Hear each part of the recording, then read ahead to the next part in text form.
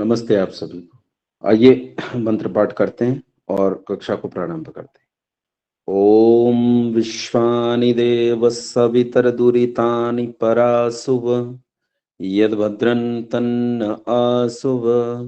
ओम शांति शांति शांति। नमस्ते आप सभी को। आइए आज जाति और इस वर्ण के विषय को अच्छे से समझने का प्रयास करते हैं कि आखिर जाति और वर्ण क्या होता है, जाति व्यवस्था क्या है और जन वर्ण व्यवस्था क्या है, इसे अच्छे से समझने का प्रयास करते हैं। मैं कोशिश करूंगा कि आज इस विषय को पूरा कर सकूं। अगर ये विषय आज रह जाता है तो कल इस विषय को पूरा करेंगे। कारण यह है, जाति का जो उत्पत्ति का विषय है वो उतना आसान नहीं है। वर्ण आज सरलता से समझा दिया जा सकता है, लेकिन जाति के विषय को इतनी सरलता से समझा पाना सरल नहीं है, तो उस पर भी चर्चा करेंगे। आज आइए पहले वर्ण को समझने का प्रयास करते हैं। अभी मैं आपको आज के समय की बात बिल्कुल नहीं बता रहा हूं। ये अच्छे से समझ लीजिए कि आज का जो समय है इसमें क्या चल रहा है, इस बारे में मैं बात नहीं कर रहा हूं। मैं बात कर रहा हूं सिद्धांत के बारे में, जो सिद्धांत वर्ण व्यवस्था का सिद्धांत है, और वो वर्ण व्यवस्था का सिद्धांत क्या है क्या नहीं है उस पर मैं चर्चा कर रहा हूं। लेकिन ये आप और मैं, हम सभी लोग जानते हैं कि भारत में भारतीय वर्ण व्यवस्था में जो भारतीय सिद्धांत है उस सिद्धांत में वर्ण व्यवस्था जो है वो वर्ण व्यवस्था 4 वर्णों में समाज को बांटती थी। यानी समाज का प्रबंधन करने के लिए 4 वर्ण थे, और ये 4 वर्ण जो समाज का प्रबंधन करते थे, ये 4 वर्णों के नाम थे ब्राह्मण, क्षत्रिय, वैश्य और शूद्र। ये 4 थे। तो इन्हीं 4 को हम लोगों ने वर्ण व्यवस्था के अंतर्गत समाज के प्रबंधन के लिए बनाया था। अब इनमें ब्राह्मण किसे कहते हैं? आम रूप से जो आपने कल बताया था, आमतौर पर हम लोग ये मानते हैं कि जो लोग पढ़ने पढ़ाने का काम करते हैं उन्हें ब्राह्मण कहते हैं, जो लड़ने लड़ाने का काम करते हैं उन्हें क्षत्रिय कहते हैं, जो धन कमाने का कार्य करते हैं उन्हें वैश्य कहते हैं, और जो सेवा कार्य करते हैं उन्हें शूद्र कहते हैं। ये सामान्य दृष्टि है। अब इसे थोड़ा सा और गहराई से समझने का प्रयास करेंगे, जरा सही, बहुत ज्यादा नहीं जा रहा हूं, लेकिन इतना कि आपको समझ में आ जाए उतने तक जरूर जाऊंगा। इसे यूं समझने का प्रयास कीजिए कि ब्राह्मण किसे कहते हैं। पहले ब्राह्मण को समझिए। देखो, जो वेद के शब्द, उसके अर्थ, शब्द और अर्थ के परस्पर संबंध और उस संबंध के यथावत व्यवहार को जानता है, व्यवहार को यथावत जानता है, उसे ब्राह्मण कहते हैं। एक बार दोबारा सुनिए। वेद का शब्द, उसका अर्थ, शब्द और अर्थ का परस्पर संबंध और उसके व्यवहार को जो यथावत जानता है उसे ब्राह्मण कहते हैं। यानी यूं ही कुछ भी पढ़ाते रहने वाले व्यक्ति को ब्राह्मण नहीं कहते कि कोई कुछ भी पढ़ाता रहेगा और उनसे ब्राह्मण कहेंगे ना, उसे ब्राह्मण नहीं कहते। ब्राह्मण उसे कहते हैं जो न्यूनतम वेद के शब्द पर अधिकार रखता हो, वेद के शब्द को अच्छे से समझता हो, समझा सकता हो, वेद के शब्द के अर्थ को जानता हो, शब्द और अर्थ के परस्पर संबंध को जानता हो, और उसके द्वारा जो व्यवहार समाज में होना है उस व्यवहार को जो यथावत जानता हो, उसे ब्राह्मण कहते हैं। अब इसमें फिर से 4 कैटेगरी बन जाती हैं। जो सबसे ऊपर है, यानी जो शब्द अर्थ संबंध को जानकर व्यवहार को यथावत जानता है, ये सर्वोच्च कोटि का ब्राह्मण है। इन्हीं ब्राह्मणों में कुछ ऐसे हैं जो अभी उस ब्राह्मणत्व की तरफ बढ़ रहे हैं। तो जो शब्द अर्थ और संबंध को जानता है वो एक स्तर का ब्राह्मण है, जो केवल शब्द और अर्थ को जानता है वो एक स्तर का ब्राह्मण है, और केवल शब्द को जानता है वो एक स्तर का ब्राह्मण है। ये सब ब्राह्मण ब्राह्मणत्व के लिए कार्य कर रहे हैं और ऊपर की ओर बढ़ रहे हैं। यानी ब्राह्मणत्व के मैंने 4 स्तर खड़े कर दिए।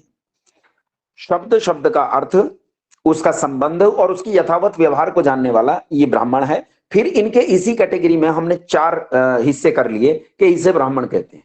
अब समझ में आया? अब ब्राह्मण के बाद आता है क्षत्रिय। मुख्य रूप से पहले मैं सामान्य रूप से बता देता हूं, फिर अभी और इसे अच्छे से समझाऊंगा। क्षत्रिय, क्षत्रिय किसे कहते हैं? तो वेद का शब्द, उसका अर्थ, शब्द और अर्थ का परस्पर संबंध और उसके यथावत व्यवहार की जो रक्षा करता है और उसे पढ़ने पढ़ाने हारे की जो रक्षा करता है, उसे क्षत्रिय कहते हैं। यानी खामखा लड़ने वाले को क्षत्रिय नहीं कहते। क्षत्रिय उसका नाम है जो वेद, वेद के अर्थ, उसके संबंध और उसके यथावत व्यवहार को ठीक से जानने वाले और उस व्यवहार की रक्षा करने हारा है, उसे क्षत्रिय कहते हैं।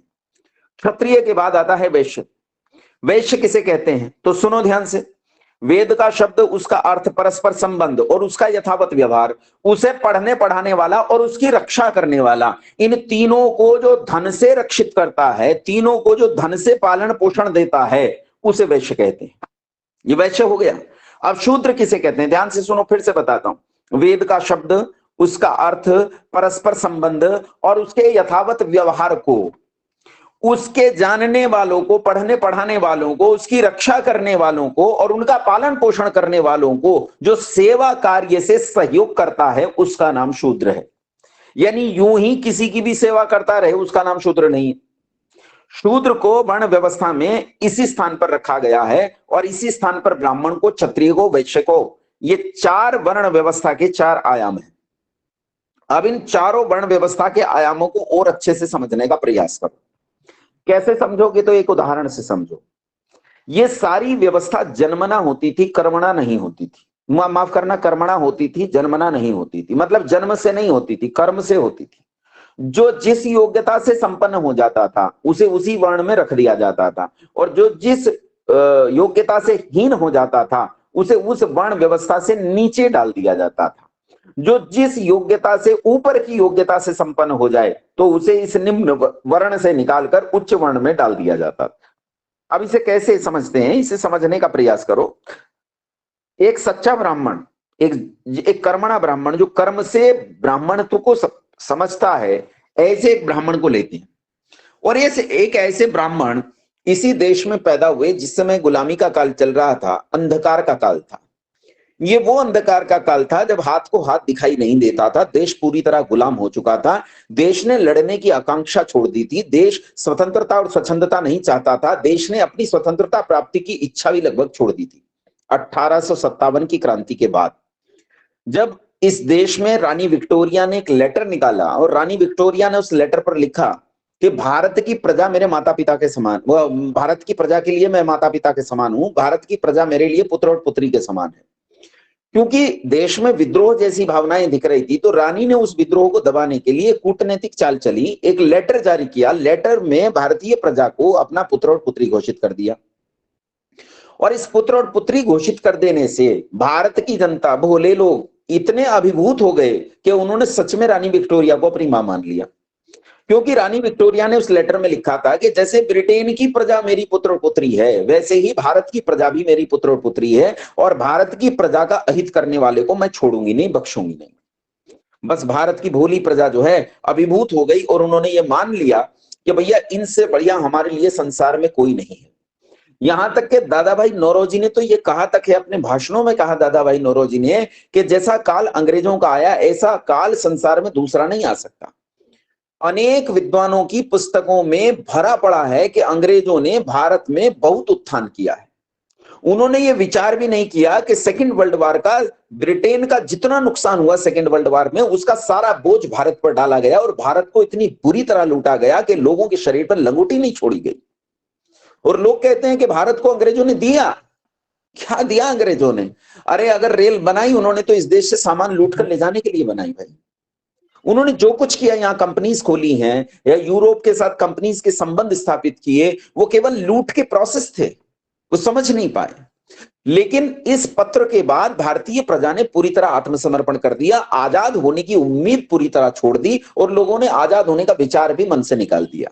लोगों ने यह सोच लिया, पहले भी तो राजा राज्य करते थे, हम उनकी भी तो प्रजा बनकर रहते थे, रानी विक्टोरिया हमें माता पिता की तरह स्नेह करने वाली है, पुत्र पुत्री मानती है, तो हम क्यों ना रानी विक्टोरिया को अपनी रानी मान ले, उससे क्या फर्क पड़ता है? इससे फर्क भी कुछ नहीं पड़ता है। ऐसा उसने भारतीय प्रजा ने सोच लिया, ऐसा विचार कर लिया भारतीय प्रजा ने। लेकिन बंधुओं, ऐसे काल में जब विद्वानों ने पूरी तरह सरेंडर कर दिया, मुझे एक का तो बहुत आश्चर्य आता है, जिन्होंने गीत लिखा था ना, वंदे मातरम, सुजलाम सुफलाम मलय शीतलाम शस्य श्यामलाम मातरम, वंदे मातरम, शुभ्र ज्योत्स्ना पुलकित यामिनीम सुहासनीम सुमधुर भाषणीम सुखदाम वरदाम मातरम वंदे मातरम। जिन्होंने ये गीत लिखा था पंडित वो थे बंकिम चंद्र चट्टोपाध्याय। बंकिम चंद्र जी ने अपना आनंद मठ नाम का नॉवेल, जो 1857 की क्रांति की कहानी कहता था, उसके अंत में लिखा है कि अब इस देश को अंग्रेजों की सैकड़ों साल की गुलामी की जरूरत है। अब इससे बड़ा दुर्भाग्य नहीं हो सकता कि कोई गुलामी को अपनी जरूरत बताने लगे। भारत की प्रजा ने इतना सरेंडर कर दिया कि वो इस देश के भाग्य को अंग्रेजों की गुलामी में देखने लगी और अंग्रेजों की गुलामी की आकांक्षा करने लगी। ऐसे काल में जब भयानक अंधकार का काल था, ये ऐसी अमावस थी जिसमें कोई दीपक भी टिमटिमा नहीं रहा था, ऐसी भयानक रात्रि जब प्रकाश का कोई स्रोत, कोई बिंदु दिखाई नहीं देता था, तब ऐसे भयानक अंधकार के काल में एक आदित्य ने जन्म लिया, एक सूर्य ने जन्म लिया, एक ऐसे आदित्य ने जन्म लिया जिसकी रश्मियों ने पूरे भारत को चकाचौंध कर दिया। अपनी रश्मियां उसने पूरे भारत में फैला दी और इस सूर्य का, इस आदित्य का नाम था स्वामी दयानंद सरस्वती। स्वामी दयानंद सरस्वती वो सूर्य है जिस सूर्य की रश्मियों ने इस देश की गुलामी के बंधनों को काट डाला। उसने इन लोगों की बुद्धि को प्रकाश से धो डाला, इन लोगों के गुलामी के उस आवरण को ऐसे काट दिया जैसे सूर्य उदित होने पर घरों के भीतर तक घुसकर प्रकाश अंधकार को नष्ट कर देता है। वैसे ही ऋषि दयानंद सरस्वती ने इस देश के लोगों के मनों में छिपी कायरता और नपुंसकता को बर्बाद कर दिया, धो डाला और फिर से इन लोगों के भीतर आजादी की लौ जगाई। आप आश्चर्य करोगे, ऋषि दयानंद ने अपने ग्रंथ में ज्यों के त्यों शब्द प्रयोग किए हैं जो रानी विक्टोरिया ने प्रयोग किए थे।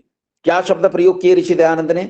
उन्होंने शब्द प्रयोग किए हैं, उन्होंने कहा कि विदेशियों का राज चाहे माता पिता के समान सुख देने वाला भी क्यों ना हो। ध्यान से सुनो, रानी का पत्र याद करो। रानी का पत्र कहता है कि मैं भारत की प्रजा को माता पिता के समान स्नेह करने वाली हूं, और ऋषि दयानंद अपने ग्रंथ में लिख रहे हैं कि विदेशियों का राज चाहे माता पिता के समान सुख देने वाला भी क्यों न हो, तब भी वह भूखे नंगे स्वदेशी राज का मुकाबला नहीं कर सकता, हमें स्वराज चाहिए। ये शब्द जो है ना, ये स्वराज शब्द, ये पहली बार स्वामी दयानंद सरस्वती ने दिया। इस देश ने स्वराज शब्द को सुनकर ऐसी विद्युत कौंध गई पूरे देश में कि मानो पूरे देश ने अंगड़ाई। बाल गंगाधर, लोकमान्य तिलक उधर उठ खड़े हुए महाराष्ट्र में लड़ने के लिए, इधर अनुशीलन समितियां और दूसरी तरफ रिपब्लिकन आर्मी, और पूरे देश में एक ऐसी भयंकर आग लग गई कि पूरे देश ने आजादी का आंदोलन शुरू कर दिए।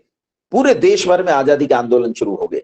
ऋषि दयानंद वो व्यक्ति थे जिनके संबंध में सूर्यकांत त्रिपाठी निराला ने एक बार कहा था कि मैं दयानंद का सम्मान इसलिए नहीं करता हूं कि वह आदित्य ब्रह्मचारी था, मैं दयानंद का सम्मान इसलिए भी नहीं करता हूं कि वो अपने काल का सबसे उद्भट विद्वान था, कहता मैं उसका सम्मान इसलिए भी नहीं करता हूं कि उसने इस देश के युवकों को आजादी के लिए प्रेरित किया, मैं इसलिए भी उसका सम्मान नहीं करता हूं कि वो आजादी की नींव बनकर खड़ा हुआ, मैं उसका सम्मान इसलिए भी नहीं करता हूं कि उसने इस देश के लोगों के भीतर जाकर उन्हें रहना खाना और जीना सिखाया स्वतंत्रता और स्वाधीनता के साथ।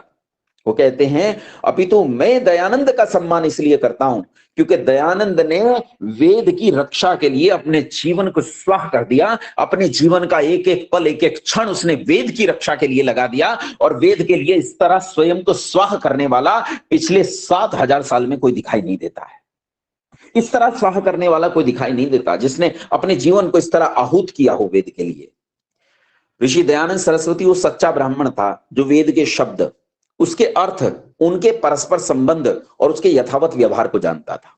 उदाहरण देखो, वेद का भाष्य करने वालों में सबसे ऊपर जिसका नाम आता है सायण।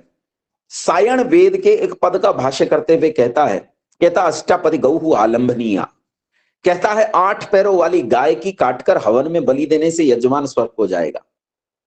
8 पैरों वाली गाय, ये गर्भवती गाय को कह रहा है गर्भवती गाय को काटकर टुकड़े टुकड़े कर हत्या करके हवन में बलि देने से स्वर्ग को जाएगा। लेकिन ऋषि दयानंद सरस्वती ने अष्टापदी गौ आलंबनीया का अर्थ किया कि 8 आभूषणों से युक्त वाणी को बोलने पर, गौ का अर्थ वाणी होता है, 8 आभूषणों से युक्त वाणी को बोलने पर जीवन में सुख बढ़ता है, और इसी सुख को स्वर्ग कहते हैं। सुख विशेष का नाम ही स्वर्ग है। क्या जबरदस्त शब्द और अर्थ के साथ संयोग कितना सुंदर है, और कैसा सुंदर व्याकरण का प्रयोग किया। इसलिए ऋषि दयानंद एक सच्चा ब्राह्मण था, और वो सच्चा ब्राह्मण था। उस सच्चे ब्राह्मण की जो सेवा करे वो शूद्र कहलाएगा, उसकी जो रक्षा करे वो क्षत्रिय कहलाएगा, और उसका जो पालन पोषण करे वो वैश्य कहलाएगा। अब इसे यूं समझो कि ऋषि दयानंद जब बंगाल गए तो बंगाल में केशव चंद्र सेन ने ऋषि दयानंद से कहा कि आप तो संस्कृत भाषी हैं, केवल संस्कृत में बोलते हैं, संस्कृत में उठना बैठना सोना जागना बोलना अन्य भाषाएं आप जानते नहीं हैं, केवल संस्कृत बोलते हैं। और इस जनता में संस्कृत जानने वाले कितने लोग हैं? आपके उपदेश अधिकांश लोगों के लिए निरर्थक हो जाते हैं क्योंकि वो नहीं जानते। स्वामी दयानंद सरस्वती को उनकी बात ये तर्कयुक्त लगी। उन्होंने कहा फिर क्या करना चाहिए? तो केशव चंद्र जयसेन जो स्वयं बंगला को जानते थे, बंगला भाषी थे और अंग्रेजी भाषी थे, तो उन्होंने कहा आपको ऐसी भाषा का चयन करना चाहिए जो भारत के सबसे अधिक क्षेत्र में बोली जाती हो। तो दयानंद ने पूछा आपको कौन सी भाषा लगती है? तो कहा हिंदी। हिंदी वो भाषा है जो इस देश के सबसे अधिक क्षेत्र में बोली जाती है। तब स्वामी दयानंद सरस्वती ने कहा कि मैं हिंदी जानता तो नहीं हूं, लेकिन आपकी बात युक्ति संगत है, नहीं जानने पर भी मैं हिंदी का प्रयोग करूंगा। और उन्होंने ये विचार कर लिया कि मुझे अपने सिद्धांतों का प्रचार प्रसार हिंदी में करना है। अब हिंदी जानते नहीं थे और हिंदी में प्रचार प्रसार करना है, ये बड़ी समस्या खड़ी हो गई। भाई जब हिंदी जानते नहीं है तो हिंदी में प्रचार प्रसार कैसे होगा? उसके लिए उन्होंने एक वेतनभोगी कर्मचारी को अपने पास रख लिया हिंदी में भाष्य करने के लिए, यानी जो मैं संस्कृत में बोलता हूं उसका हिंदी में भाष्य तुम करो। उनका नाम था पंडित भीमसेन। पंडित भीमसेन ने संस्कृत सुनते और हिंदी लिख देते। अद्भुत विद्वान थे संस्कृत के, संस्कृत के बहुत बढ़िया विद्वान थे, लेकिन वेद शेद नहीं जानते थे, वेद से कोई लेना देना नहीं था। अब मेरा प्रश्न आप लोगों से यह है कि दयानंद एक सच्चा ब्राह्मण था और इस सच्चे ब्राह्मण की पंडित भीमसेन सेवा कर रहा है, तो इस सच्चे ब्राह्मण की सेवा करने से पंडित भीमसेन क्या कहलाएगा? उत्तर दो एक क्षण के लिए अपना माइक ऑन करके। शूद्र। शूद्र कहलाएगा। सोचो सोचो। ब्राह्मण का शूद्र। हाँ, ये ब्राह्मण का शूद्र है।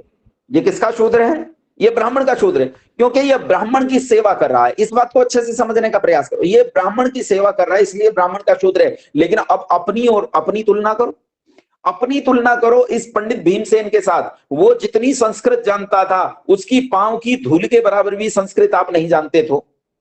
तो आपकी तुलना में वो कहीं अधिक विद्वान था, लेकिन विद्वान होने के बाद भी वो ब्राह्मण का शूद्र था। इसका मतलब है शूद्र अविद्या का स्थान नहीं है, शूद्र अशिक्षा का स्थान नहीं है। शूद्र का मतलब मूर्ख होना नहीं है, शूद्र मूर्ख नहीं होता है। शूद्र भी धार्मिक हो सकता है, शूद्र भी धर्म के तत्व को जानने वाला हो सकता है। हाँ, वो वेद को वैसे नहीं जानता जैसे ब्राह्मण जानता है, वो ब्राह्मण के बताए हुए मार्ग का अनुसरण करता है, इसे शूद्र कहते हैं। लेकिन शूद्र का मतलब कोई हीन बात नहीं है, शूद्र का मतलब एक अच्छी बात है। एक स्थान पर मैं कह रहा था, किसी ने मुझसे कहा जी आपने बहुत अच्छा बोला। वो व्यक्ति मेरे पीछे ही पड़ गया, कहता जी आप तो बहुत अच्छा बोले, आप तो कमाल का बोले। मैंने कहा रुक भैया, मैं बोला कुछ भी नहीं हूं। जो तू मुझसे सुन रहा है ना, मैं तो केवल रिकॉर्डर हूं, मैं तो टेप रिकॉर्डर हूं, मैं तो बजता हूं। इसके भीतर जो कैसेट बजता है वो ब्राह्मणों का बजता है, जिन ब्राह्मणों को लोग ऋषि मुनि कहते थे, ये उनका कैसेट बजता है। जो कुछ मैं बोल रहा हूं ये तो उन ब्राह्मणों की बात है, न कि ये मेरी बात है। तो मुख्य रूप से इस बात को समझने का प्रयास कीजिए कि दयानंद एक सच्चा ब्राह्मण था और उस सच्चे दयानंद ब्राह्मण का एक शूद्र था जिसका नाम था पंडित भीमसेन। और पंडित भीमसेन होना कोई हीनता की बात नहीं, ये बिल्कुल गिरावट की बात नहीं। अब इसे और समझो, इस ब्राह्मण की रक्षा करने वाला इस ब्राह्मण, इसके शूद्र, इसके वेद, इसकी विद्या, इसके बटुक, इसके ब्रह्मचारी, इसके छात्र और इसके समाज, इन सब की रक्षा करने की जिम्मेदारी जो उठाता है उसे क्षत्रिय कहते हैं। अब क्षत्रियों को भी सेवा करने के लिए एक शूद्र की जरूरत होती है। अब क्षत्रिय का शूद्र कैसे सेवा करेगा? क्या क्षत्रिय का शूद्र भी ऐसी संस्कृत जानेगा जैसा पंडित भीमसेन जानते हैं? क्या वो उसे इतने पद, उसे व्याकरण, उसे शब्द, उसे शास्त्र, क्या उसे इस सबको याद रखने की जरूरत है? क्या उसे याद रखने की जरूरत है कि कौन सा सूत्र कहां काम करेगा? क्या उसे विभक्तियां याद रखने की जरूरत है? क्या उसे शब्द रूप और धातु रूप याद रखने की जरूरत है? क्या उसे वैसी गूढ़ संस्कृत जानने की जरूरत है जैसी गूढ़ संस्कृत ब्राह्मण का शूद्र जानता है? इसका उपयोग ही नहीं है उसके लिए। उपयोग नहीं है तो वो वही सेवा कर पाएगा जो उसके लिए उपयोगी होगी। अब क्षत्रिय क्या करता है? क्षत्रिय के पास तलवार है, तमंचा है, चाकू है, बंदूक है, पिस्टल है, उसके पास AK-47 है। तो उसका शूद्र क्या करता है? उसके इन बंदूकों का रखरखाव करता है, उसके अस्त्र शस्त्र का रखरखाव करता है। वो जानता है कि 315 की गोली किस बंदूक में काम आती है, 312 की गोली किस बंदूक में काम आती है। वो जानता है 32 वो क्या करता है, वो जो पिस्टल है, बंदूक है, वो उन सबको रख रखाव करना जानता है। कई बार वो उस बंदूक को सफाई करने के लिए पूरी खोल डालता है और खोल के फिर से बांध देता है, क्योंकि वो जानता है कि ये बंदूक कैसे बंधती है।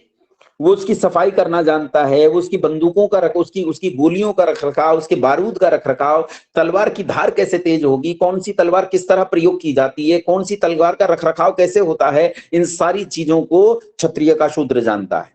और जब क्षत्रिय का शूद्र इन सारी बातों को जानता है, तो क्षत्रिय का शूद्र जो इन सारी बातों को जानता है, वो क्षत्रिय का शूद्र क्षत्रिय की सेवा करता है। वो क्षत्रिय की सेवा करता है, ना कि ब्राह्मण की सेवा करता है। अब यहां एक अंतर समझना पड़ेगा कि ब्राह्मण के शूद्र में एक अपनी तरह की योग्यता है और क्षत्रिय के शूद्र में अपनी तरह की योग्यता है। अब तीसरा वर्ण आता है वैश्य। वैश्य का काम क्या है? वैश्य का काम है ब्राह्मण, उसके छात्र, उसका समाज, उसका वेद, उसके शूद्र, उसके क्षत्रिय के शूद्र, उसके क्षत्रिय के हथियार, इन सब का भरण पोषण, पालन पोषण करने की जिम्मेदारी जिसकी है, उसे वैश्य कहते हैं। और इस वैश्य की जो सेवा करता है, उसे वैश्य का शूद्र कहते हैं। अब वैश्य का शूद्र कौन होगा भाई? वैश्य का शूद्र वो होगा जो धन के रखरखाव को जानता है। उसे पता है कि क्रेडिट हुआ है तो कहां रखा जाएगा, डेबिट हुआ है तो कहां रखा जाएगा। वो डेबिट क्रेडिट को अच्छे से जानता है, वो लाभ हानि समझता है, वो पैसे का आना जाना समझता है। अब मेरे जैसे आदमी को दे दो आप पैसे का हिसाब किताब, कुछ नहीं रख पाएगा। एक नंबर का बेकार आदमी जो जानता ही नहीं है कि धन का व्यवहार कैसे होता है, वो आदमी वैश्य का शूद्र नहीं हो सकता। मैं वैश्य का शूद्र नहीं हो सकता, मेरी योग्यता नहीं है कि मैं वैश्य का शूद्र हो जाऊं। वैश्य के शूद्र को बड़ा निपुण होना पड़ता है। वैश्य का शूद्र तो कई बार वैश्य को भी समझाता है कि आप जहां इन्वेस्टमेंट कर रहे हैं ये ठीक जगह नहीं लग रही है, मुझे इसे ठीक करिए। और उसकी बात मानते हैं, सीखते हैं, आगे बढ़ते हैं, तो ये वैश्य का शूद्र है। समझ लेना इस बात को, ये वैश्य का शूद्र है। अब मैंने 3 वर्ण आपको बताए, ब्राह्मण बताया, क्षत्रिय बताया, वैश्य बताया। अब चौथा वर्ण बचा ही नहीं। चौथा वर्ण कहां गया? बताओ चौथा वर्ण कहां गया? चौथा वर्ण कहां गया? एक बार माइक अनम्यूट करके बताओ। सब में समाहित हो गया। सबों में समाहित हो गया। बहुत बढ़िया बात कही जिन्होंने सबसे पहले कही, ताकत बढ़ाता। बिल्कुल। जो शूद्र है वो इन्हीं 3 वर्णों में चला गया, वर्ण में चला गया है, इन्हीं 3 वर्णों में चला गया वो शूद्र। इसका मतलब यह है कि शूद्र कोई स्वतंत्र वर्ण नहीं है, अपितु शूद्र एक आश्रित वर्ण है। और किनका आश्रित है? 3 का आश्रित है। इन तीनों को द्विज कहते हैं, ब्राह्मण, क्षत्रिय और वैश्य। इनका आश्रित वर्ण जो है वो शूद्र वर्ण है। अब ध्यान से सुनो, भीमसेन ब्राह्मण का शूद्र है, तो भीमसेन प्रयास करके योग्यता बढ़ाकर ब्राह्मण बन सकता है। क्षत्रिय का शूद्र योग्यता बढ़ाकर क्षत्रिय बन सकता है, और वैश्य का शूद्र योग्यता बनाकर वैश्य बन सकता है। ऐसा नहीं है कि वैश्य का शूद्र क्षत्रिय और ब्राह्मण नहीं बन सकता, बन सकता है, लेकिन उसकी सबसे ज्यादा संभावना जो बनने की है वो वैश्य बन जाने की है। क्षत्रिय के शूद्र की सबसे ज्यादा संभावना जो बन जाने की है वो क्षत्रिय बन जाने की है, और ब्राह्मण के शूद्र की योग्यता जो है या संभावना जो है सबसे ज्यादा वो ब्राह्मण बन जाने की है। लेकिन ऐसा भी हो सकता है कि ब्राह्मण का शूद्र उधर गति न कर सके और कुछ दिन में उसे तलवार रुचने लगे। ऐसा भी हो सकता है कि वो उधर गति कर जाए, अर्थात वर्णों में नीचे ऊपर जाना आना लगा रहता है। वर्ण व्यवस्था का यही स्वरूप है। अब इसे और थोड़ा सा समझने का प्रयास करो। ये शूद्रत्व की भी कई कोटियां हैं। जैसे मैंने आपको ब्राह्मणत्व की 4 कोटियां गिनाई, 4 कोटियां नहीं है ब्राह्मणत्व की, ब्राह्मणत्व की हजारों कोटियां हैं। आप किस स्तर पर खड़े हो उसी स्तर के ब्राह्मण हो। अब इसे डिफाइन नहीं किया जा सकता कि कितने स्तर पर कौन खड़ा है। हर व्यक्ति का स्तर अलग हो सकता है, तो वो 1 कोटि का ब्राह्मण हो गया। इसी तरह हजारों कोटि के क्षत्रिय, हजारों कोटि के वैश्य और हजारों कोटि के शूद्र हैं। इसे बांटा नहीं जा सकता। जो जितनी जितनी बढ़ती करता जाएगा, वो जिस जिस वर्ण की ओर बढ़ेगा उस वर्ण में वो बढ़ता चला जाएगा। हमारे यहां वर्ण व्यवस्था में ऊपर और नीचे जाने के इतिहास भरा पड़ा है, भरा पड़ा है। एक उदाहरण देता हूं आपको। आपने रावण का नाम सुना है? रावण किसके घर में पैदा हुआ था? एक बार माइक अनम्यूट करके बता दो मुझे, रावण किसके घर में पैदा हुआ था? ब्राह्मण के घर में पैदा हुआ था। लेकिन ब्राह्मण के घर में पैदा होने के बाद भी जब उसका आचरण बिगड़ा, जब वो अपने आचरण गुणों से हीन हुआ, तो गिरकर क्षत्रिय नहीं, वैश्य नहीं, शूद्र भी नहीं बचा, वो शूद्रों से यानी चारों वर्णों से बाहर चला गया, चारों वर्णों से बाहर जाकर अंत्यज कहलाया, वो राक्षस कहलाया। दुनिया ने उसे राक्षस कहना शुरू कर दिया। यद्यपि राक्षस अच्छे अर्थों में होता है शब्द, लेकिन राक्षस सामान्यतः बुरे काम करने के कारण बहुत लंबे समय तक कुछ ऐसे लोगों ने बुरे काम किए होंगे तो राक्षस बुरे लोगों के लिए घोषित किया जाने लगा।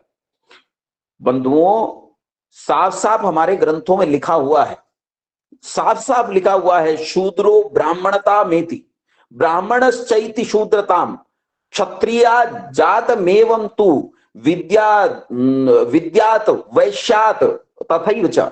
कैसा होता है? कर्म के अनुसार ब्राह्मण शूद्रता को प्राप्त हो जाता है और शूद्र ब्राह्मणत्व को प्राप्त हो जाता है। इसी प्रकार क्षत्रिय वैश्य से उत्पन्न संतान भी अन्य वर्णों को प्राप्त हो जाया करती है। और इसके उदाहरण कितने हैं, सुनो कितने उदाहरण भरे पड़े। जो ऐत्रेय ऋषि थे वो किसी अपराधी के पुत्र थे। ऐत्रेय नामक जो ऋषि थे वो किसी अपराधी के पुत्र थे, लेकिन उच्च कोटि के ब्राह्मण बने। उन्होंने ऐत्रेय ब्राह्मण की रचना की, ऐत्रेय ब्राह्मण की नहीं, उसके साथ साथ उन्होंने ऐत्रेय उपनिषद की रचना की। ऋग्वेद को समझने समझाने के लिए जिस ग्रंथ की सबसे ज्यादा आवश्यकता होती है वो ऐत्रेय ब्राह्मण है। इसी ऐत्रेय ब्राह्मण के आधार पर आप इस ग्रंथ को अच्छे से समझ सकते हैं। इसलिए बंधुओं देखो, नीचे से गिरकर कहां पहुंचे, अपराधी के पुत्र थे और अपराधी के पुत्र से उठकर ऋषित्व को प्राप्त हुए। एक और दासी के पुत्र थे, एक स्त्री थी जो कहीं सेवा कार्य करती होगी, दासी थी, उस दासी को एक पुत्र पैदा हुआ और जो पुत्र पैदा हुआ ये भी महादुष्ट पुत्र पैदा हुआ, जुआरी एक नंबर का और चरित्रहीन एकदम बदमाश आदमी, खराब आदमी था। लेकिन बाद में उस व्यक्ति को जब अकल आई उसने अध्ययन करना शुरू किया और ऋग्वेद पर उसने जबरदस्त अनुसंधान किया और ऋग्वेद पर अनेक आविष्कार भी कहा जाता है उन्होंने किए। ऋषियों ने उन्हें आमंत्रित किया, आचार्य पद पर बिठाया और उन्हें ऋषित्व का दर्जा दिया। उन्हें ऐलूष ऋषि के नाम से जाना जाता है। एक लड़का एक वेश्या के घर में पैदा हुआ, वेश्या का पुत्र था, इसका नाम था सत्यकाम। यह आचार्य के पास गया, जाकर कहा मैं पढ़ना चाहता हूं लेकिन गोत्र नहीं जानता। मेरी मां ने कहा है कि युवावस्था में मैंने बहुत सारे पुरुषों की सेवा की है, इसलिए मैं नहीं जानती कि तेरे पिता का नाम क्या है।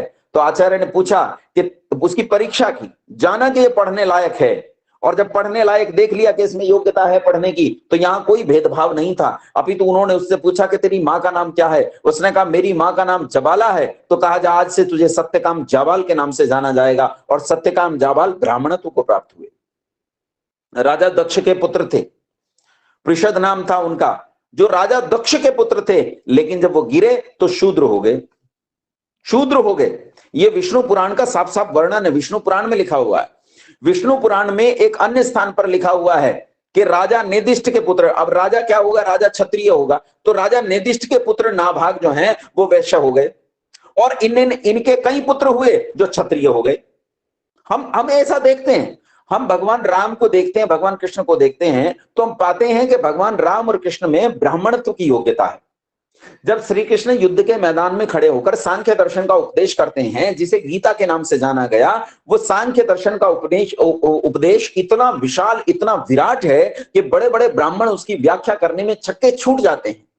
अब सोचो उस व्यक्ति की ब्राह्मणत्व की कितनी योग्यता थी, लेकिन उसने इस वर्ण व्यवस्था में जिसमें चयन किया जाता है, मैं खुद सिलेक्शन करता हूं मुझे क्या होना है, ये मैं विचार करता हूं मुझे क्या होना है, उन्होंने क्षत्रिय होना स्वीकार किया। ये ठीक ऐसा ही है जैसे एक व्यक्ति यूपीएससी के एग्जाम में सर्वोच्च पद के लिए स्वीकार किया जाता है, लेकिन वो सर्वोच्च पद को ठुकरा कर कहता है मैं आईपीएस होना चाहता हूं, और वो आईपीएस हो जाता है। ऐसे ही भगवान राम, भगवान कृष्ण ब्राह्मण की योग्यता होते हुए भी वो क्षत्रिय हो गए। ऐसे कितने उदाहरण मैं आपको दे सकता हूं,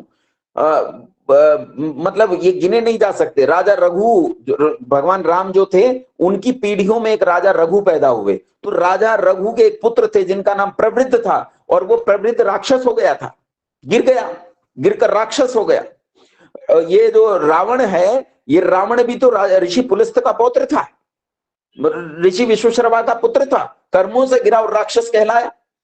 मातंग चांडाल का पुत्र था जो ब्राह्मण बना, विश्वामित्र क्षत्रिय था जो बाद में ब्राह्मण हो गया। तो ये सब भरा भरा है। और स्वयं विश्वामित्र जो राजा थे वो ब्राह्मण हो गए, विश्वामित्र के पुत्र शूद्र हो गए, उनके पुत्र शूद्र हो गए थे। विदुर महाभारत में प्रकरण आता है, विदुर दासी के पुत्र थे, लेकिन दासी के पुत्र होकर भी मंत्री पद को सुशोभित किया, क्षत्रिय बने। ये पूरी व्यवस्था फैली पड़ी है। और मैं आपको इतने उदाहरण देता हूं, इतने उदाहरण दे सकता हूं कि आप गिनते गिनते थक जाओगे। आपके पास लिखने के लिए कॉपी पर जगह नहीं होगी, जितना हमारे यहाँ उठने और गिरने का ये वर्णों में प्रचलन रहा है। वर्ण व्यवस्था में किसी को बांधा नहीं गया कि तुम्हें बांध दिया गया कि तुम ब्राह्मण हो, तुम्हारी योग्यता, तुम ब्राह्मण होना चाहो ब्राह्मण हो जाओ, तुम शूद्र होना चाहो शूद्र हो जाओ, वैश्य होना चाहो वैश्य हो जाओ, क्षत्रिय होना चाहो क्षत्रिय हो जाओ, और इससे गिरकर तुम मनुष्यों से इतर पशुओं जैसा जीवन जीना चाहते हो, वो भी तुम्हारी मर्जी में है भैया, जैसा चाहो वैसा जियो। ये थी वर्ण व्यवस्था जो पूरी तरह कर्मणा थी, ये जन्मना नहीं थी। जन्मना तो इसे बाद में बनाया गया। अब ये जन्मना कैसे बनी, कैसे जन्म से ये ब्राह्मण का पुत्र ब्राह्मण और क्षत्रिय का पुत्र क्षत्रिय होने लगा, ये कैसे होने लगा, ये चीजें कैसे बदलने लगी, ये एक अलग कहानी है। वो कैसे बनती है, वो एक अलग प्रकार की कहानी है। उस कहानी में कि कैसे ये हुआ, तो आज मैं कुछ प्रयास करता हूं कुछ कहने का, आमंत्रित करता हूं। जिनके प्रश्न है वो कृपया प्रश्न पूछ लें। आइए शुरू करते हैं। रविराज सिंह जी। नमस्ते आचार्य जी। हाँ, नमस्ते रविराज। मेरा प्रश्न था कि जो आपने अभी बताया कि वर्ण व्यवस्था में ऊपर नीचे हम जा सकते थे, तो एक महाभारत का प्रसंग था जब कर्ण को कहा जाता है कि आप सूत पुत्र हैं, आप नहीं इसमें हिस्सा ले पाएंगे, तो ये इसका क्या उसमें रहेगा तात्पर्य? देखो, इसमें ऐसा समझना शुरू करो कि ये थोड़ा सा लंबा उत्तर दूंगा मैं, ध्यान से सुनेंगे सब लोग। पहला जो अंतिम राजा हम मान सकते हैं जिनका पूरे भूमंडल पर शासन रहा, उन राजा का नाम था, दुष्यंत के पुत्र थे, उनका नाम था राजा सर्वदमन, सम्राट सर्वदमन। सम्राट सर्वदमन को दुनिया भरत के नाम से जानती है, उन्हें सम्राट भरत कहा जाता है। भरत के अपने 9 पुत्र थे। 9 पुत्रों की परीक्षा करके इन्होंने, भगवान भरत ने यह जाना कि मेरे 9 पुत्रों में से कोई भी राज्य करने के लायक नहीं है, तो उन्होंने अपने मंत्रियों, सचिवों, गुप्तचरों को पूरे राज्य भर में, पूरी दुनिया भर में भेज दिया कि ऐसे व्यक्ति को ढूंढ कर लाओ जो इस राज्य को संभाल सकता हो, फिर मैं वानप्रस्थ के लिए गमन करूं। मेरे 9 पुत्रों में से कोई भी राज्य संभालने लायक नहीं है, इसलिए मैं इन्हें राज्य नहीं दूंगा। अब देखो, मैं कहता हूं संसार से, वो संसार के लोगों, आओ देखो गणतंत्र किसे कहते हैं, आओ देखो लोकतंत्र किसे कहते हैं, आओ देखो न्याय किसे कहते हैं, आओ देखो ऑनेस्टी किसे कहते हैं। आकर देखो, अपने 9 पुत्रों में से किसी को राज्य नहीं दिया क्योंकि उनके पास योग्यता नहीं थी। इसका मतलब क्या है? इसका मतलब है राजा का पुत्र राजा नहीं होता था, अपितु योग्यता वाला राजा होता था, चाहे उसे हमें प्रजा के बीच में से ढूंढना पड़े। उनके लोग चले गए, पूरे राज्य भर में उन्हें ढूंढते रहे, और फिर वो एक व्यक्ति को ढूंढ कर लाए जिनका नाम था भूमन्यु। भूमन्यु को राज्य का उत्तराधिकारी बनाकर राजा चले गए, वानप्रस्थ में, जंगल में चले गए, और वो बन गए राजा। राजा भूमन्यु भी वो अंतिम राजा कहे जा सकते हैं जिनका पूरे भूमंडल पर शासन था, क्योंकि उन्हें अपने पिता से, पिता ही कहेंगे जो जिसके उत्तराधिकारी हैं, अपने पिता राजा भरत से उन्हें वो शासन मिला था। इसीलिए अब देखो, वो उसका पुत्र नहीं है, लेकिन प्रजा में से जिस युवक को चुना गया है उसे भी पुत्र ही माना जाएगा। तो वो यहां जैसे कहते हैं ना कि पुत्र का पुत्र राजा होता चला आया, नहीं नहीं, ऐसा नहीं है भैया। उसने जिसे चुना वही पुत्र हो गया, इसीलिए वो राजा हो गया। तो लोग समझते हैं पिता का पुत्र राजा। तो यहां भूमन्यु ने पूरे भूमंडल पर शासन किया, लेकिन भूमन्यु का शासन समाप्त होते होते पूरे भूमंडल में शासन टूटना शुरू हुआ। और जब शासन टूटना शुरू हुआ, अलग अलग देश विखंडित होने शुरू हुए, फिर गिरावट आनी शुरू हो गई। और फिर एक गिरावट तो इतनी भयंकर आई, इतनी भयंकर आई जिसकी कल्पना नहीं की जा सकती। जानते हो क्या गिरावट आई? आपने एक व्यक्ति का नाम सुना है जो बहुत पूजनीय है, मैं भी उन्हें बहुत पूजनीय मानता हूं, बहुत सम्मान करता हूं, लेकिन एक छोटी सी पंक्ति से आपको धक्का ना पहुंचे, इस बात के लिए मैं पहले उनकी पूजा अर्चना कर रहा हूं कि मैं उन्हें बहुत पूजनीय मानता हूं। उनका नाम था पितामह देवव्रत भीष्म। ये ब्रह्मचारी थे और शास्त्र के अद्भुत जाता थे, शस्त्र के अद्भुत अभ्यास करता थे। उनके जैसा योद्धा दुनिया में नहीं था, उनके जैसा विद्वान दुनिया में नहीं था, वो अद्भुत थे अपने काल में। लेकिन जानते हो, इनके पिता शांतनु को बुढ़ापे में, जब उन्हें संन्यास लेने की आयु थी, तो उस समय बुढ़ापे में मल्लाह की एक कन्या से प्रेम हो गया। कन्या का नाम था सत्यवती। कन्या के पिता ने राजा को मना कर दिया कि मैं अपनी पुत्री तेरे हाथ में नहीं दूंगा, क्योंकि अगर मैंने अपनी पुत्री का हाथ तेरे हाथ में दिया तो उसकी जो संतान होगी उन सबको देवव्रत भीष्म मार डालेगा, क्योंकि वो नहीं चाहेगा कि उसके राज्य में कोई कंटक रहे। और देवव्रत भीष्म इतना भयंकर योद्धा है कि दुनिया में सेनाएं मिलकर उसका मुकाबला नहीं कर सकती। तो भैया ऐसे घर में मैं अपनी लड़की को नहीं भेज सकता जहां मेरी लड़की की संतान का भाग्य सुरक्षित ना हो। मना कर दिया। अब शांतनु घर आए, उदास रहने लगे, बीमार पड़ गए। जब पितामह भीष्म को इस बात का पता चला तो पितामह भीष्म ने भारतवर्ष को पतन के गड्ढे में धक्का दे दिया। जानते हैं क्या किया उन्होंने? वो गए रानी सत्यवती के पास और रानी सत्यवती से जाकर कहा कि मां तू घबरा मत, मैं अभी इसी समय आजीवन ब्रह्मचारी रहने की शपथ लेता हूं, प्रतिज्ञा करता हूं कि आजीवन ब्रह्मचारी रहूंगा और जो कुछ माता सत्यवती की कोख से पैदा होगा उसे ही राज्य सौंप दूंगा और जीवन भर उसकी रक्षा करूंगा। अब देखो ताज्जुब देखो, राजा सर्वदमन ने अपने 9 पुत्रों को खूब पढ़ाया, लिखाया, तैयार किया, फिर परीक्षा की और जाना कि ये राज्य करने के लायक नहीं है, तब उन्हें राज्य देने से वंचित कर दिया। दूसरी तरफ पितामह भीष्म ने सिद्धांत को तोड़ दिया। अभी माता सत्यवती की कोख में गर्भ आया भी नहीं है, इन्हें क्या पता वो योग्य होंगे, अयोग्य होंगे, कैसे नहीं होंगे, क्षत्रिय लायक शरीर होगा अभी कि नहीं होगा, उनकी बुद्धि राज्य संभालने के लायक होगी या नहीं होगी। बिना सोचे समझे इन्होंने राज्य को, देश को उन अयोग्य लोगों के हाथ में डाल दिया और वास्तव में अयोग्य पैदा हुए। 2 पुत्र पैदा हुए, चित्रांगद और विचित्रवीर्य। दोनों ही नपुंसक थे, संतान तक पैदा नहीं कर सके। उस समय प्रचलित जो टेस्ट ट्यूब बेबीज और ये सैरोगेटेड बेबीज आजकल चलता है, इसी तरह उस समय नियोग प्रथा चलती थी। उस नियोग से इनकी संतान पैदा की गई। उन्हीं की आने वाली संतानों में ऐसे समझदार लोग पैदा हुए जिन्होंने राज्यसभा के बीच में जुआ खेला और इस देश को महाभारत जैसे युद्ध की भट्टी में झोंक दिया। तो यहां जो ये जो गिरावट आई है, ये गिरावट आ गई है पितामह भीष्म से पहले, यानी शांतनु से भी पहले प्रतीप थे।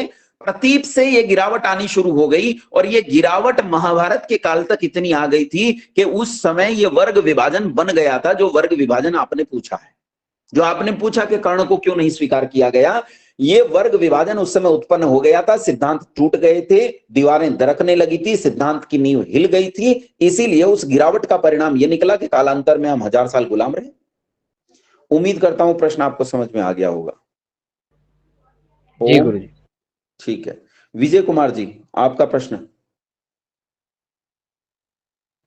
अरे जी नमस्ते। नमस्ते। अरे जी मेरा प्रश्न ये था, विदुर जी से संबंधित ही था कि जब महाभारत में विदुर जी भी योग्य थे तो उस समय पे धृतराष्ट्र को बनाया गया था, तो वहां पे वर्ण व्यवस्था का मामला बस आपके इस प्रश्न पे मेरे उत्तर मिल गया। मैंने कह ही दिया, महाभारत के काल में वर्ण व्यवस्था दरक चुकी थी पूरी तरह। वहां वर्ग विभाजन खड़ा हो गया था, लेकिन जाति व्यवस्था नहीं आई थी। जाति व्यवस्था कब आई है मैं कल बताऊंगा आपको, लेकिन वर्ण व्यवस्था जो है वो ऐसे लोगों के हाथ में सत्ता चली गई थी जिन लोगों ने सिद्धांतों को मटियामेट करना शुरू कर दिया था।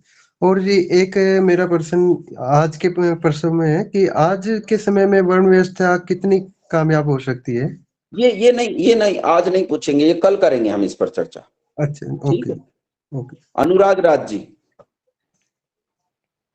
प्रणाम गुरुजी। जी प्रणाम गुरुजी, मेरा प्रश्न ये था कि जो वर्ण व्यवस्था के ईश्वर द्वारा रचित है या ऋषि मुनि द्वारा बनाई गई थी? ऋषियों मुनियों द्वारा। एक और क्वेश्चन था, जैसे हमने अभी महाभारत के विषय में सुना, तो जब उस टाइम भगवान कृष्ण जो थे तो उन्होंने एक बात बोली थी, चतुर्वर्ण मया सृष्टम गुरु कर्म विभागसा तस्य कृतारमपि माम विद्ये कृतारम वयम।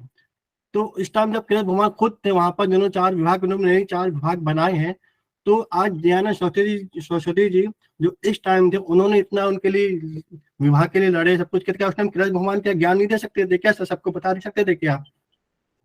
नहीं तो उन्होंने समझाया, उन्होंने समझाने का प्रयास तो खूब किया। ऐसा थोड़े कि उन्होंने समझाने का प्रयास नहीं किया। देखो जब युद्ध सामने आके खड़ा हो गया तो श्री कृष्णचंद्र महाराज ने उस युद्ध को हटाने का प्रयास किया, उस युद्ध को नकारने का प्रयास किया और लोगों से कहा कि भाई उन्हें समझाओ, जो दुष्ट लोग हैं उन्हें सिद्धांत समझाओ, जाकर सिद्धांत समझाने का प्रयास करो। लेकिन कोई भी दुर्योधन की सभा में जाने को तैयार नहीं था।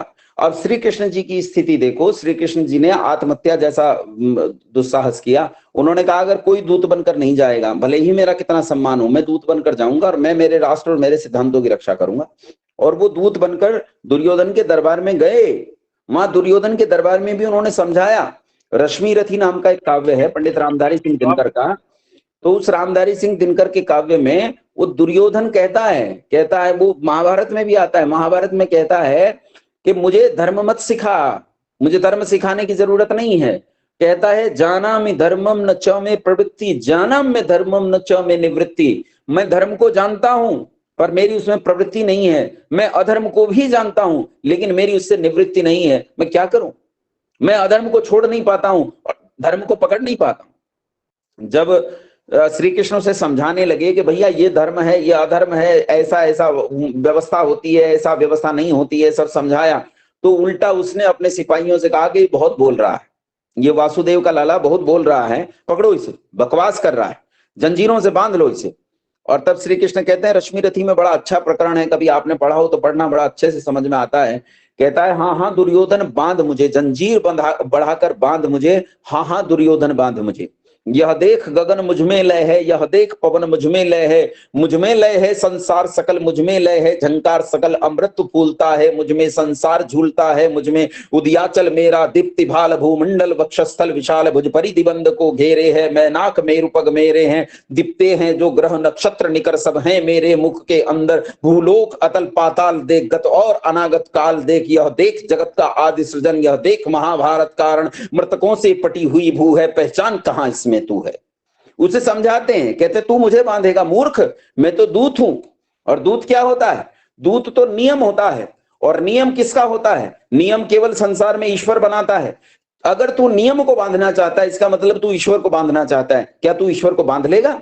और अगर तू ईश्वर को बांधना चाहता है तो पहले तो बांध अनंत गगन, सुने को साध न सकता है वह मुझे बांध कब सकता है। अरे तू इस अंतरिक्ष को क्या बांध सकेगा मूर्ख, तू नियम को बांध नहीं सकता है, तू संसार में चलने वाली ईश्वरीय व्यवस्था को भंग नहीं कर सकता है, तू उसे रोकना चाहता है, तेरे बस का नहीं है तू उसे रोक सके, डांट के धमका के चले आए।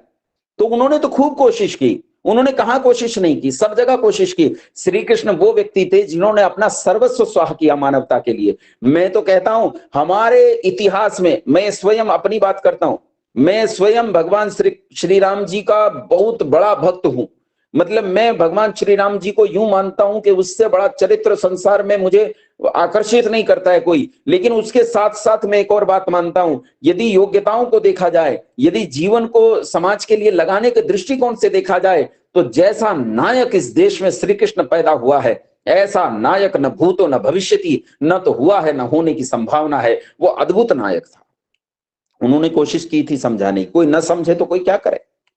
सोमपाल यादव जी। जी नमस्ते। नमस्ते आचार्य जी, मैं ये जानना चाहता हूँ महाभारत में जो दो पात्र हैं, भीष्म पितामह, और भीष्म पितामह के अलावा धर्मराज युधिष्ठिर। हाँ। तो जैसे आपने अभी बताया कि भीष्म पितामह विद्वान थे और योद्धा थे, सब कुछ थे, फिर भी उन्होंने, उनके इस विद्वता और उनका ये जो फैसला लेने के बीच में जो विरोधाभास है, ये संदेह उत्पन्न करता है। तो ऐसा कैसे हुआ? जैसे कि धर्मराज युधिष्ठिर भी, मतलब धर्मराज भी थे और जुआ भी खेले, तो मनुष्य थे, भाई मनुष्य थे, गलतियां की, भगवान नहीं मानो उन्हें, वो मनुष्य थे, उन्होंने गलतियां की, गलतियों का परिणाम भोगा। संसार में कोई भी गलती करता है।